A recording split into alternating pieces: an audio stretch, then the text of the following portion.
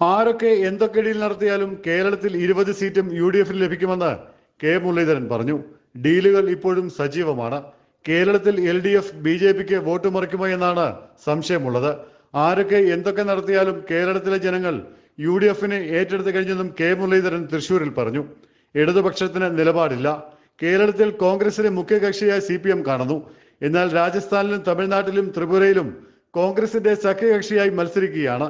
രാജസ്ഥാനിൽ ഒരു സീറ്റാണ് CPM-ന് വിട്ടുകൊടുത്തത്. ആ സീറ്റ് സ്വീകരിച്ചുകൊണ്ടാണ് CPM കേരളത്തിൽ കോൺഗ്രസിനെ വിമർശിക്കുന്നത്. കോൺഗ്രസിന് മൃദുഹിന്ദുത്വം എന്നാണ് CPM പറയുന്നത്.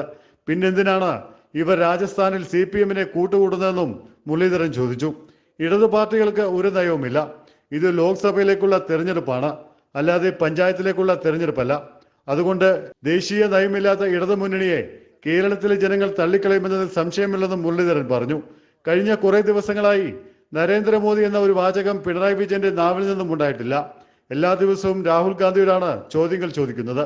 രാഹുൽ ഗാന്ധിയോട് ചോദിക്കുന്നതിന് പകരം നരേന്ദ്രമോദിയോട് ചോദിച്ചാൽ സ്വന്തം കുടുംബം അകത്താകുമെന്ന ഭയമാണ് മുഖ്യമന്ത്രിയെ നയിപ്പിക്കുന്നത്. അതുകൊണ്ട് തന്നെ മുഖ്യമന്ത്രിയുടെ ജൽപ്പന്നങ്ങൾ ജനം അവജ്ഞയോടെ തള്ളിക്കളയുമെന്നതിൽ സംശയമില്ലെന്നും കെ മുരളീധരൻ പറഞ്ഞു. ജയ് ഹിന്ദ് ന്യൂസ്, തൃശൂർ.